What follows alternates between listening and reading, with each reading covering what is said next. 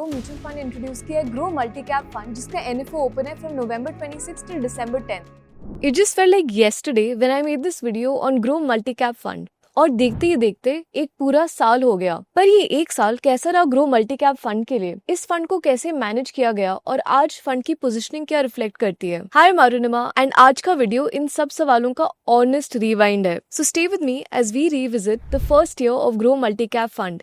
चलिए शुरू करते हैं। फंड की जर्नी को समझने से पहले इंडिया के ग्रोथ लैंडस्केप को समझते हैं। इंफ्रास्ट्रक्चर बिल्ड हो रहा है, expressways, ports, metros, logistics networks, manufacturing और एक्सपोर्ट का स्केल भी बढ़ रहा है। कंजम्पशन में प्रीमियम कैटेगरीज ग्रो कर रही है। फाइनेंशियल सेक्टर क्रेडिट ग्रोथ और डिजिटल अडॉप्शन से एक्सपैंड कर रहा है और टेक्नोलॉजी हर इंडस्ट्री को ज्यादा एफिशिएंट बना रही है। यानी ग्रोथ अलग अलग तरह की कंपनीज और अलग अलग सेक्टर से आ सकती है। इसी वजह से multi cap category make sense as it aims to capture growth across market caps and sectors. Multi cap funds by design एक स्ट्रक्चर्ड एलोकेशन फ्रेमवर्क फॉलो करते हैं जिसमें लार्ज कैप्स, मिड कैप्स और स्मॉल कैप्स तीनों segments में minimum 25% allocation mandatory है और जो रिमेनिंग 25% होता है उसे फंड मैनेजर मार्केट के कंडीशंस के हिसाब से फ्लेक्सिबल तरीके से एलोकेट कर सकते हैं। लेकिन कभी कभी ये 25% एक ही मार्केट कैप में ज्यादा टिल्ट हो जाता है और ऐसा होने पर जो ट्रू डाइवर्सिफिकेशन इन्वेस्टर्स इस कैटेगरी से एक्सपेक्ट करते हैं वो इम्पैक्ट होता है, क्योंकि फंड फिर प्रिडोमिनेंटली लार्ज, मिड या स्मॉल कैप जैसा बिहेव करने लगता है। इसीलिए ग्रो मल्टी कैप फंड ने अपने मार्केट कैप मिक्स को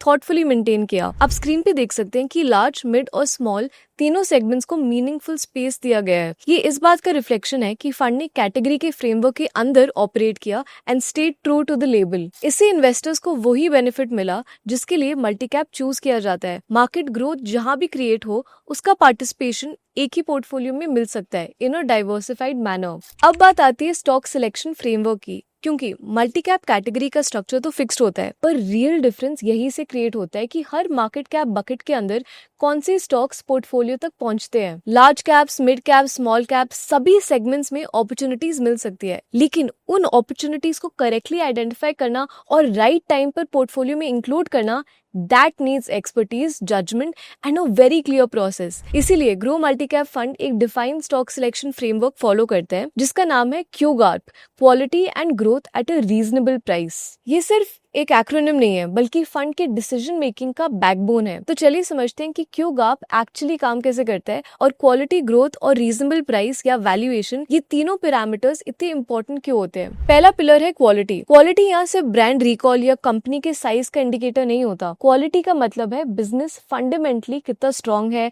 मैनेजमेंट कितनी डिपेंडेबल है, कंपनी के पास क्या कंपेटिटिव एडवांटेजेस है and the financial strength of the company. अगर बिजनेस की फाउंडेशन स्ट्रॉन्ग हो तो वो चैलेंजिंग एनवायरनमेंट्स में भी अपना डायरेक्शन लूज नहीं करता। इसीलिए क्वालिटी फिल्टर सबसे पहला स्टेप होता है। दूसरा पिलर है ग्रोथ। ग्रोथ का आइडिया यहाँ सिर्फ शॉर्ट टर्म नंबर्स तक लिमिटेड नहीं है। ये चेक किया जाता है कि कंपनी के पास मल्टी ईयर ग्रोथ का एक्चुअल रनवे है या नहीं, क्या इंडस्ट्री का डायरेक्शन सपोर्टिव लग रहा है, क्या कंपनी अपना मार्केट शेयर एक्सपैंड कर सकती है और क्या बिजनेस का स्केल रियलिस्टिकली बढ़ सकता है। अगर ग्रोथ ड्यूरेबल लगती है तभी कंपनी को फर्दर इवैल्यूएट किया जाता है। तीसरा पिलर है रीजनेबल प्राइस। चाहे बिजनेस कितना भी अच्छा हो, अगर वैल्यूएशन अनरियलिस्टिक हो तो रिटर्न प्रोफाइल डिस्टॉर्ट हो सकता है। इसीलिए QGARP इंश्योर करता है कि एंट्री पॉइंट लॉजिकल हो जहां बिजनेस की क्वालिटी और ग्रोथ दोनों वैल्यूएशन के साथ अलाइंड हो। ये डिसिप्लिन लॉन्ग टर्म आउटकम्स में बहुत इंपॉर्टेंट रोल प्ले करता है। अब सवाल ये है कि ये फ्रेमवर्क पोर्टफोलियो में प्रैक्टिकली अप्लाई कैसे होता है। लार्ज कैप्स के लिए अप्रोच थोड़ा टॉप डाउन होता है। पहले ये असेस किया जाता है कि कौन से सेक्टर्स लॉन्ग टर्म ग्रोथ के लिए बेटर प्लेस्ड है। उसके बाद अर्निंग साइकिल्स देखते हैं, किस सेक्टर में अपग्रेड्स आ रहे हैं और रिस्क रिवॉर्ड किस फेज में फेवरेबल लग रहा है। फिर सेक्टर के अंदर कंपनीज इवैल्यूएट किए जाते हैं, कंपेटिटिव स्ट्रेंथ, फाइनेंशियल हेल्थ और वैल्यूएशन का लॉजिक। ये फ्लो सेक्टर व्यू से कंपनी सिलेक्शन तक हेल्प करता है आइडेंटिफाई करने में कि लार्ज कैप स्पेस में कौन से बिजनेसेस QGARP फ्रेमवर्क में फिट हो रहे हैं। मिड और स्मॉल कैप्स के लिए अप्रोच प्योर बॉटम अप होता है, क्योंकि यहाँ अपॉर्चुनिटीज कंपनी स्पेसिफिक होती है। पहले फंड स्केलेबल बिजनेसेस आइडेंटिफाई करता है जिनके पास रियल ग्रोथ रनवे हो।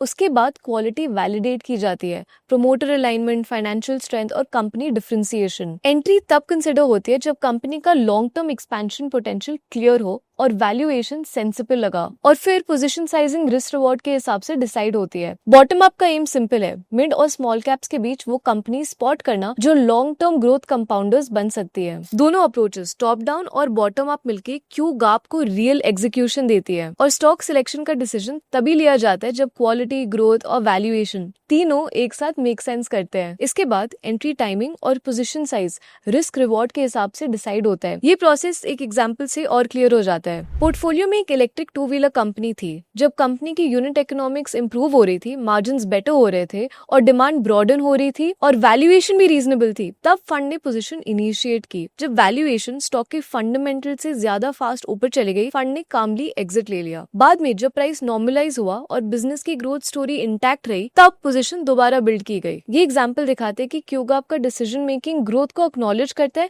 पर वैल्यूएशन डिसिप्लिन को कॉम्प्रोमाइज नहीं होने देता। और अब वीडियो का वो हिस्सा जिसके बारे में नेचुरली सबके मन में सवाल होगा, ये डिसिप्लिन फ्रेमवर्क का रियल इम्पैक्ट परफॉर्मेंस पे क्या रहा है? क्यूगाप की इतनी डिटेल एप्लीकेशन का पोर्टफोलियो पे क्या असर पड़ा? इस अप्रोच ने फंड के पहले साल को कैसे शेप किया? ये समझने के लिए आप अपनी स्क्रीन में देख सकते हैं कि ग्रो मल्टीकैप फंड ने 1 ईयर के अंदर बेंचमार्क के कंपैरिजन में कैसा आउटकम डिलीवर किया और इस ड्यूरेशन में फंड ने अपना कितना अल्फा जनरेट किया। ये परफॉर्मेंस किसी एक पिक या एक ट्रेंड का रिजल्ट नहीं है, ये एग्जैक्टली उस प्रोसेस ड्रिवन अप्रोच का रिफ्लेक्शन है जिसके बारे में हम अभी बात कर रहे थे। इस पूरे फ्रेमवर्क को इम्प्लीमेंट करते हैं फंड मैनेजर अनुपम तिवारी, जिनके पास म्यूचुअल फंड इंडस्ट्री का 20 साल से ज्यादा का एक्सपीरियंस है। उन्होंने मल्टीपल मार्केट साइकिल्स देखी है, अलग टाइप के पोर्टफोलियोज हैंडल किए हैं और उनका इन्वेस्टमेंट स्टाइल हमेशा रिसर्च लेड और रिस्क अवेयर रहा है। यही एक्सपीरियंस मल्टीकैप स्ट्रैटेजी में स्टॉक सिलेक्शन के टाइम रियल वैल्यू ऐड करता है, स्पेशली जब फंड के पास एक फ्लेक्सिबल बकेट होती है जहाँ अर्ली अपॉर्चुनिटी स्पॉट करना इंपॉर्टेंट है। अब एक बात मैं यहाँ पे क्लियरली कहना चाहती हूँ, पास्ट परफॉर्मेंस मे और may not sustain in the future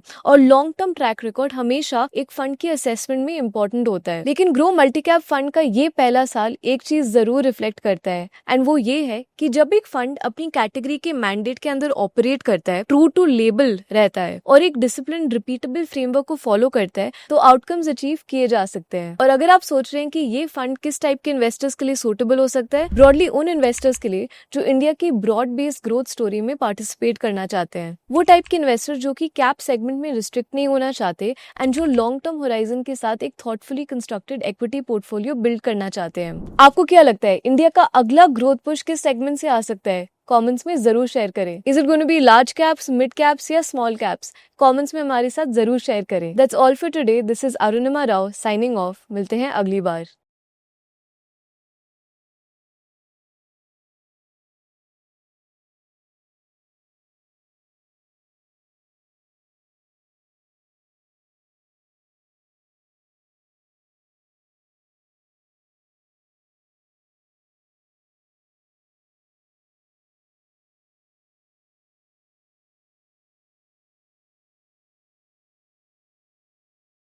mutual fund निवेश बाजार जोखिम की अधीन है।